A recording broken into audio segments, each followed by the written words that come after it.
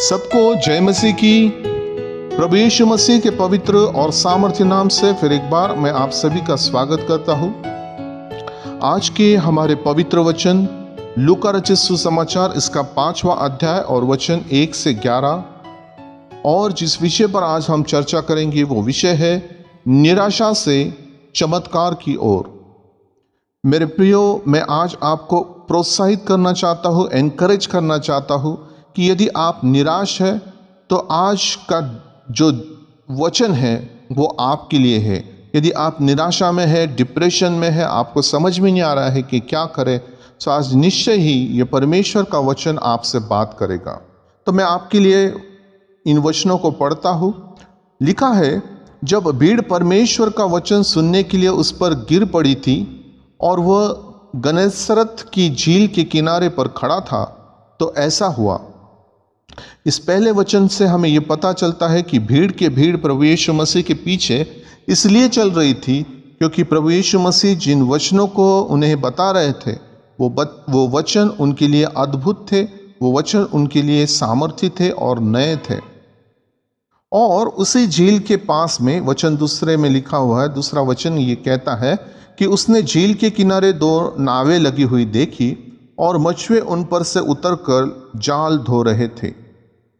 वचन 3 में लिखा हुआ है, उन नावों में से एक पर जो शमौन की थी चढ़कर उसने उससे विनती की कि किनारे से थोड़ा हटा ले। अब यहाँ एक महत्वपूर्ण बात है कि वहाँ पर 2 नावें लगी हुई थी और अगर प्रभु यीशु मसीह चाहते तो वो दूसरे नाव में भी जा सकते थे, लेकिन यहाँ पर प्रभु यीशु मसीह जो है वो उस व्यक्ति के पास जिसका नाम शमौन है उसकी नाव पर चढ़े हैं। आगे हम इस बात को समझेंगे कि प्रभु यीशु मसीह ने उस नाव को जो नाव शमौन की थी उसे क्यों चुना है।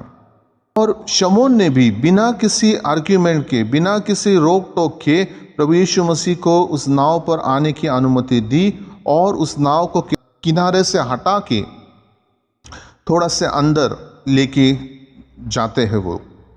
फिर वचन 4 में लिखा हुआ है, तब वो बैठकर लोगों को नाव पर से उपदेश देने लगा। और यहाँ पर हमें ये बात समझ में आती है कि जब वो उपदेश दे रहा है तो भीड़ तो वही वहाँ पर थी, लेकिन ये जो मछुए थे, ये जो लोग जिन्होंने रात भर जो है वहाँ पर मछलियाँ पकड़ने के लिए उन्होंने नाव जो है वो समुंदर पर लेके गए थे और वो उसमें से उतर कर, हो सकता है ये सुबह का समय होगा, उतर कर क्या कर रहे हैं, अपने जाल धो रहे थे। और ये लोग भी जो है, ये मछुए भी जो है, शमौन के साथ और भी मछुआरे थे, उन्होंने भी क्या किया है, प्रभु यीशु मसीह के उस उपदेश को सुना है बिना किसी आर्ग्यूमेंट के, बिना किसी हिचकिचाहट के। उन्होंने ये बात नहीं कही है कि ठीक है भाई, मैं नाव को आपके हाथों में सौंपता हूँ, आप नाव को पकड़ो, मैं चला मेरे घर में, रात भर जगा हूँ, रात भर मैंने मछलियाँ पकड़ने के लिए प्रयास किया है और मैं तो जा रहा हूँ, आप तो आपका वचन, आपका उपदेश आप लोगों को सुनाओ, मैं काफ़ी थक चुका हूँ। ये बातें शमौन ने ज़रा भी नहीं की है, बिल्कुल भी उसके मुंह से कोई भी ऐसे शब्द नहीं निकले हैं। फिर वचन 5 में एक अद्भुत बात होती है।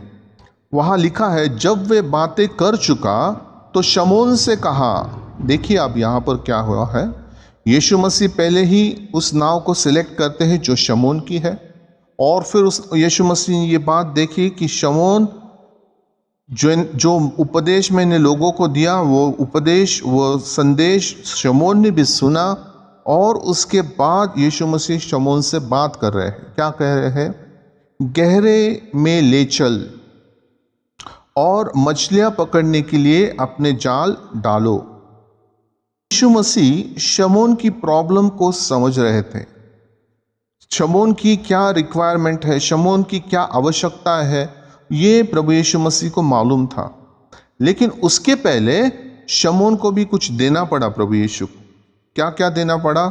सबसे पहले तो शमौन को प्रभु यीशु मसीह के लिए अपनी नाव देनी पड़ी कुछ समय के लिए। हालांकि यीशु मसीह उस नाव को लेके नहीं गए हैं, लेकिन यहाँ पर यीशु मसीह के लिए शमून ने क्या सैक्रिफाइस किया है? अपना समय दिया है, अपनी नाव दी है ना। और जब हम परमेश्वर के सामने संपूर्ण समर्पण हमारा करते हैं, तब परमेश्वर जो है वो इस ऋण को, जिसे हम कहते हैं, अपने ऊपर नहीं रखता है, वो उसे दुगने रीति से वापस लौटाता है। और शमून के साथ भी कुछ ऐसा ही हुआ। नाव के बदले और उस समय के बदले और उस समर्पण के बदले जो शमून ने दिखाया, यीशु मसीह ने शमून की प्रॉब्लम को पहले सॉल्व किया। देखिए आप, महत्वपूर्ण है। पकड़ने के लिए अपने जाल डालो। और वचन 6 में एक अद्भुत काम सभी को देखने को मिलता है। क्या अद्भुत काम है?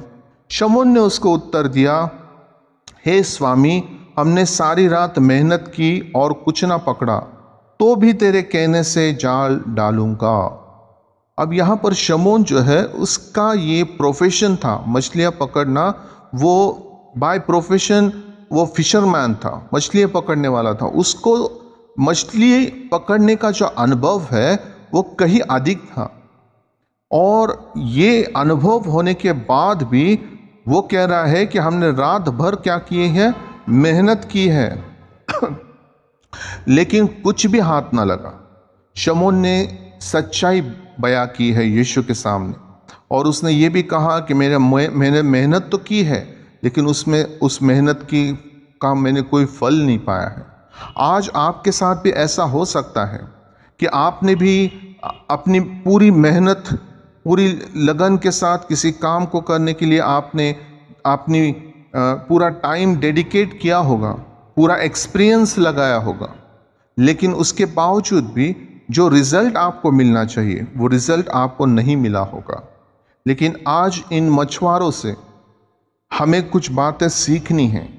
और सबसे पहली बात कि यदि हम अपने बुद्धि से, अपने ज्ञान से श्रम करते भी है और यदि हमें डिजायर्ड रिजल्ट नहीं मिलता है, जैसे चाहिए वैसा परिणाम यदि हम नहीं पाते हैं, तो हमें सबसे पहले जो है अपने ज्ञान और बुद्धि से ज़्यादा परमेश्वर के वचन पर, परमेश्वर की पवित्र आत्मा पर रिलाय होना है, भरोसा करना है, अपने आप को समर्पित करना है। और तब आपके जीवन में कुछ अद्भुत बातें परमेश्वर के द्वारा होना शुरू हो जाएंगी, जैसे शमून के जीवन में हमें देखने को यहाँ पर मिल रहा है।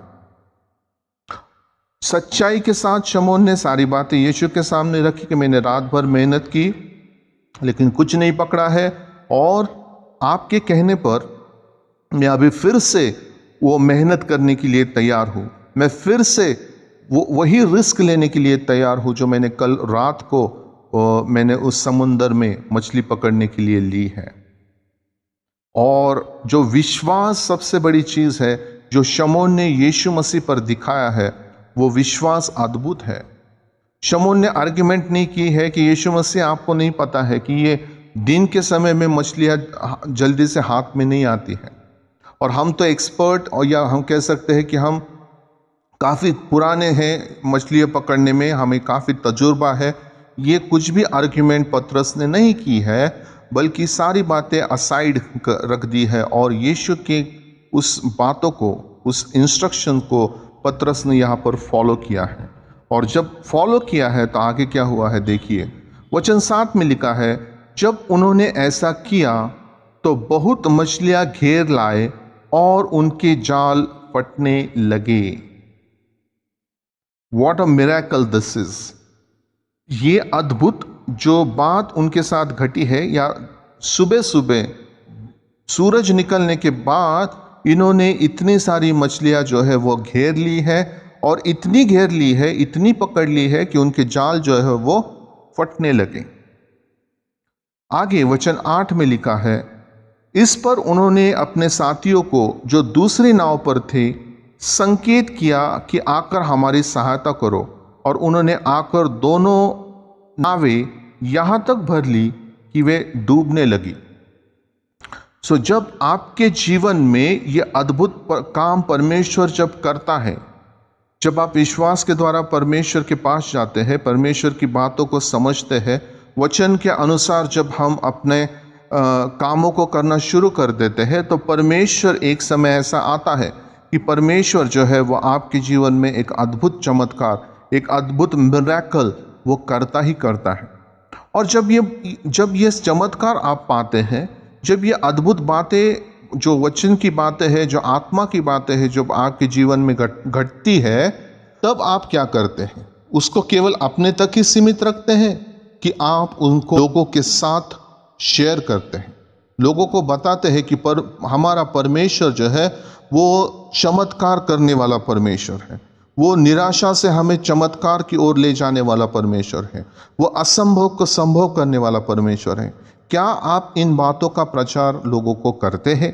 क्या आप अपनी गवाहियाँ लोगों के बीच में शेयर करते हैं?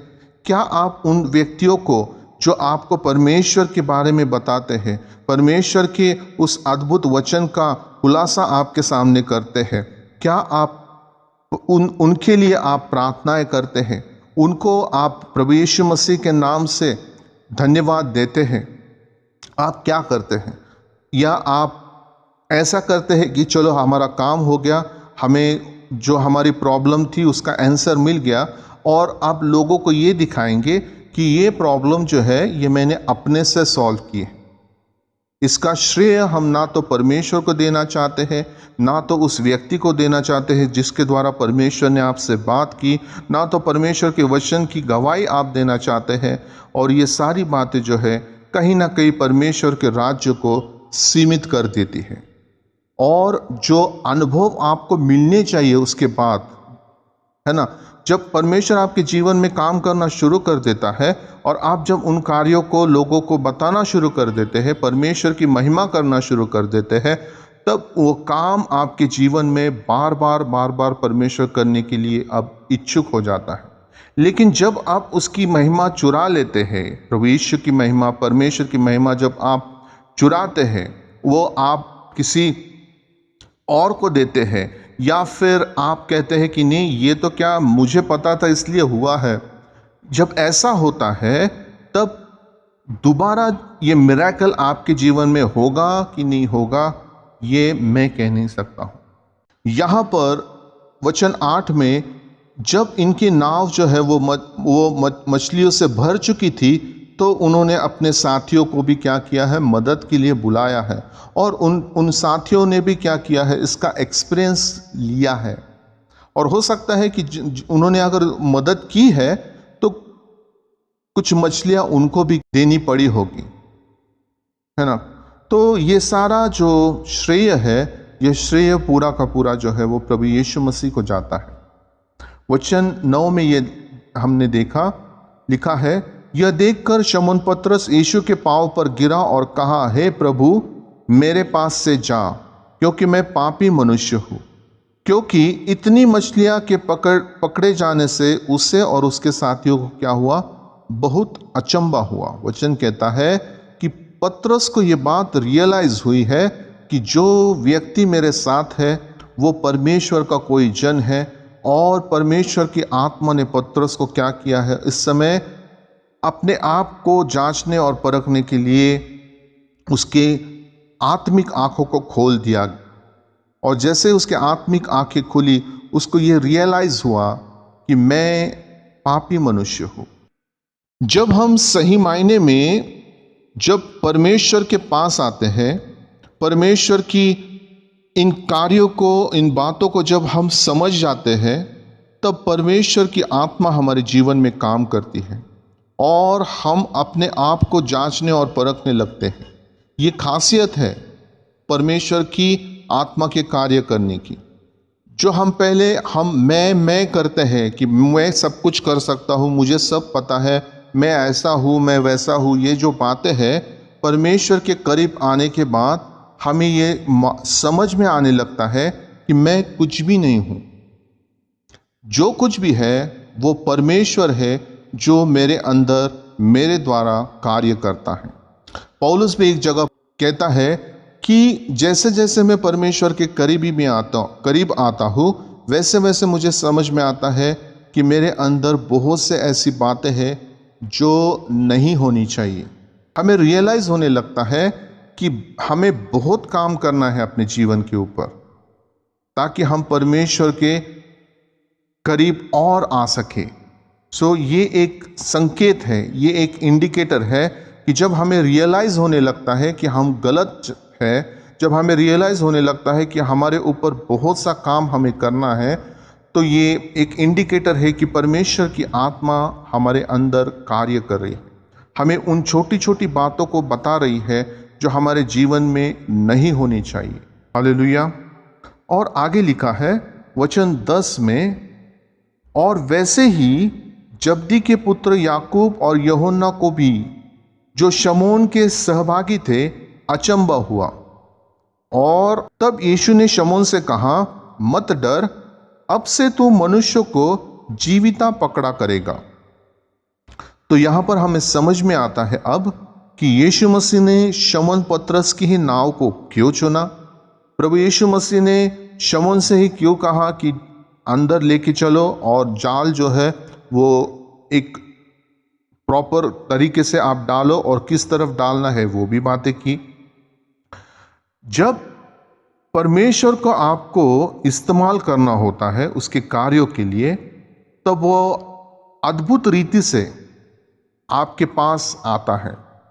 लेकिन आपका उस समय एक कर्तव्य बनता है कि परमेश्वर के कॉलिंग को आप पहचानें।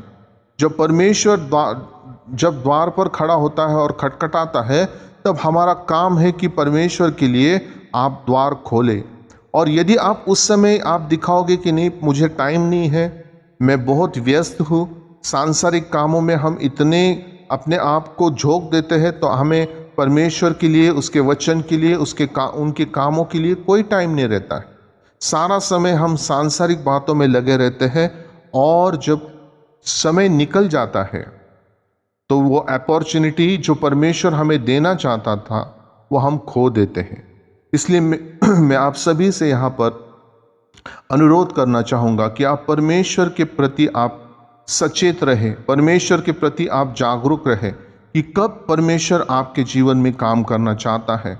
आप परमेश्वर के साथ एक प्रॉपर रिलेशन आप मेंटेन करके रखें, और एक समय आएगा जब परमेश्वर आपके पास आपका डेडिकेशन देखकर, आपका समर्पण देखकर, आपका पूरा कमिटमेंट देखकर, जैसे शमौन ने कमिटमेंट दिखाई थी, वो इतना थका हारा हुआ आया था, रात भर उसके हाथ में कोई मछली नहीं पकड़ी थी, लेकिन फिर भी वो सुबह यीशु मसीह के साथ बना रहा। यीशु मसीह का वो सुसमाचार जो वो लोगों को सुना रहा था, उसको उसने पूरा सुना, और उसके बाद भी यीशु ने जो करने के लिए कहा वो शमौन ने किया है। और ये कमिटमेंट देखने के बाद, ये डेडिकेशन देखने के बाद, परमेश्वर ने यानी यीशु ने उसके जीवन में अद्भुत चमत्कार किया। और इतना ही नहीं, यीशु ने उसको अपने पीछे आने के लिए कहा और कहा, मत डर, अब से तू मनुष्यों को जीविता पकड़ा करेगा। आज हमारे लिए भी ये अपॉर्चुनिटी है, हमारे लिए भी ये एक अवसर है, परमेश्वर हमें देना चाहता है। लेकिन हमारे आत्मिक आंखें और आत्मिक कान, हमारा कॉन्शियस, हमारा विवेक, इस बात को समझने के लिए हमें परमेश्वर के हाथों में सौंपना बहुत ज़रूरी है। बहुत से लोगों के जीवन में परमेश्वर ने कॉलिंग की, बहुत से लोगों के हृदय के द्वार परमेश्वर ने खटखटाए हैं, लेकिन लोग उस यीशु के कॉलिंग को, परमेश्वर के कॉलिंग को, बुलाहट को समझ नहीं पाए, और उन्होंने अपना पूरा समय, पूरा ध्यान जो है वो संसार की बातों में लगाया है।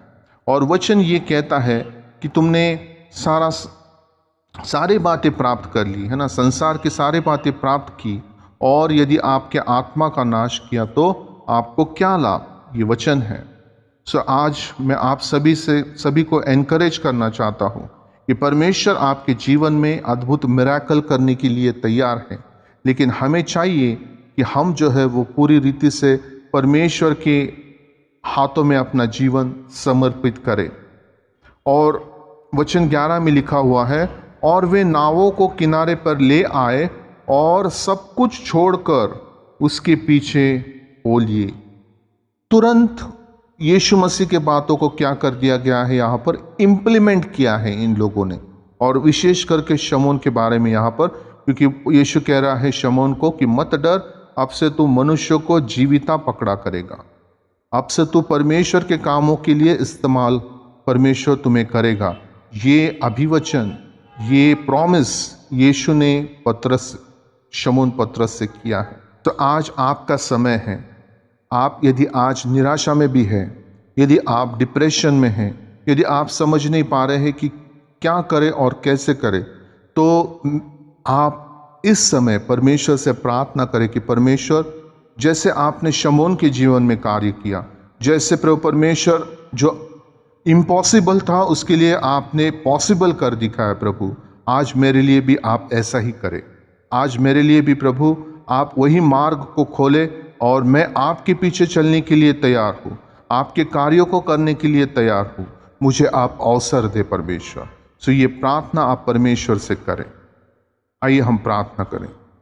पिता परमेश्वर, हम धन्यवाद देते हैं प्रभु इस पवित्र और सामर्थ्य वचनों के लिए। प्रभु राजा, मैं धन्यवाद देता हूँ प्रभु परमेश्वर कि आप हर एक की प्रॉब्लम को जानने वाले परमेश्वर है प्रभु। और लेकिन आप प्रभु परमेश्वर पिता चाहते हैं कि प्रभु परमेश्वर हम आपसे ये बातें कहे प्रभु, हम अपना समर्पण आपके पवित्र हाथों में करें, तब आप एक सामर्थ का काम हमारे जीवन में करने के लिए प्रभु परमेश्वर तत्पर है प्रभु। सदैव प्रभु परमेश्वर पिता आप उस कामों को करते आए हैं प्रभु राजा। आज हमने इन वचनों में से भी सीखा है प्रभु राजा। प्रभु परमेश्वर पिता, मैं प्रार्थना करता हूँ प्रभु कि जितने भी प्रियजन प्रभु परमेश्वर पिता इस वचन को आज सुन रहे हैं प्रभु, उनके जीवन में जो भी कठिनाइयां है प्रभु राजा, जो समस्या है, जो निराशा है प्रभु, जो भी प्रभु परमेश्वर प्रॉब्लम्स है, उन सभी को प्रभु परमेश्वर मैं आपके पवित्र हाथों में सौंपता हूँ प्रभु राजा। एक अद्भुत चमत्कार इनके जीवन में आप करें प्रभु। और परमेश्वर राजा होने दे प्रभु परमेश्वर कि जिनको आप बुलाते हैं प्रभु, वो आपकी उस आवाज़ को सुनकर प्रभु परमेश्वर पिता संपूर्ण रीति से प्रभु अपने आप को आपके पवित्र हाथों में कर दे प्रभु राजा। और प्रभु परमेश्वर पिता, आप जो जिम्मेदारी उनके कंधों पर प्रभु परमेश्वर सौंपते हैं, उसको करने के लिए प्रभु परमेश्वर पिता वो सदैव तत्पर रहे। और परमेश्वर आपके राज्य के लिए प्रभु वो बहुतायत से इस्तेमाल हो। मैं धन्यवाद देता हूँ फिर एक बार प्रभु, आपने इस वचन को मुझे दिया और पवित्र आत्मा के द्वारा आपने मेरी अगुवाई की प्रभु। लॉर्ड फादर, इन सभी बातों के लिए मैं त्रैक्य परमेश्वर को प्रभु धन्यवाद देता हूँ और इस प्रार्थना को आपके बेटे प्रभु यीशु के नाम से मांगता हूँ। आप सुनिए और कबूल कीजिए पिता। आमीन एंड आमीन। मैं आप सभी से अनुरोध करता हूँ, विनती करता हूँ कि जैसे आज आपने इस वचन के द्वारा आशा पाई है, एक नई दिशा पाई है, उसी रीति से आप अपने प्रियजनों के साथ इन वचनों को शेयर करें ताकि वो भी इन वचनों के द्वारा परमेश्वर के और करीबी में आ सके। आज के लिए बस इतना ही। सबको जय मसीह की। God bless you all.